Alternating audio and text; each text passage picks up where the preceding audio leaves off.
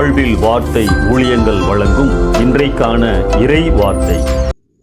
இயேசு கிறிஸ்துவின் இணையற்ற நாமத்தில் இந்த காலை வேளையிலே மகிழ்ச்சியோடு உங்களை வாழ்த்துகிறேன்.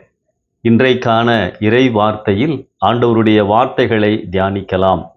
எப்பொழுது நாம் இயேசு கிறிஸ்துவை சொந்த இரட்சகராக ஏற்றுக்கொண்டு பாவ மன்னிப்பை பெற்று அவருடைய பிள்ளைகளாக மாறுகிறோமோ அப்பொழுதுதான் உண்மையான உயிரோட்டமான ஜெப வாழ்க்கை நம் வாழ்க்கையில் ஆரம்பமாகிறது. இயேசுவின் மூலமாக ஆண்டவரோடு பேசுகின்ற பெரிய ஸ்லாக்கியத்தை நாம் பெறுகிறோம்.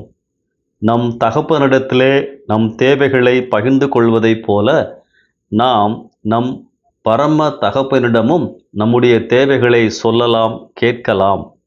நீங்கள் விசுவாசம் உள்ளவர்களாய் ஜெபத்திலே எவைகளை கேட்பீர்களோ அவைகளையெல்லாம் பெறுவீர்கள் என இயேசு கிறிஸ்து மத்தேயு 21:22 கூறியிருக்கின்றார். இயேசு கிறிஸ்து தம்முடைய சீஷர்களுக்கு பிரசங்கிக்க கற்றுக் கொடுக்காமல் ஜெபிக்க கற்றுக் கொடுத்தார். தானே ஜெப வாழ்க்கைக்கு அவர்களுக்கு முன் உதாரணமாய் இருந்தார். பவுல் தன் கடிதங்களில் எப்படியெல்லாம் ஜெபிக்க வேண்டும், எதற்காகவெல்லாம் ஜெபிக்க வேண்டும் என குறிப்பிடுகிறார். தானும் பிறருக்காக எதற்காகவெல்லாம் ஜெபிக்க வேண்டும் என்பதையும் அவர் காண்பித்திருக்கிறார்.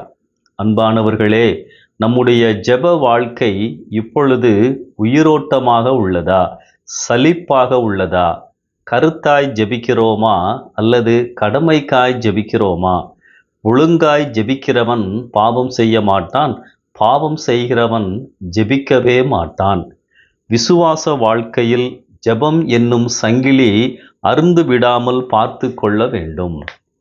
எப்போதெல்லாம் நாம் ஜெபிக்க முழங்கால் படியிடுகிறோமோ அப்போதெல்லாம் மனதில் இந்த 3 காரியங்களை கண்டிப்பாய் நினைத்து கொள்ளுங்கள். முதலாவது, ஆண்டவரின் அன்பு, காட்ஸ் லவ். ஆம், நம்மை அதிகமாக நேசிக்கிற ஒருவரிடம்தான் நாம் பேசுகிறோம் என்பதை ஒருபோதும் மறவாதீர்கள். நீங்கள் ஒருவரை நேசித்தால் அவருக்கு எப்படியெல்லாம் உதவ வேண்டும் என்று நினைப்பீர்கள் அல்லவா? அதுபோலத்தான் ஆண்டவரும் நம்மை பார்க்கிறார்.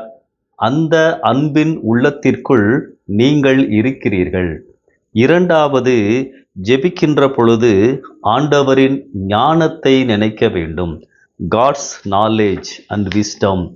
நம்மால் கிரகிக்க முடியாத அதிசயங்களை செய்கிறவரிடம்தான் நான் ஜெபிக்கிறேன் என்பதை மறவாதிருங்கள்.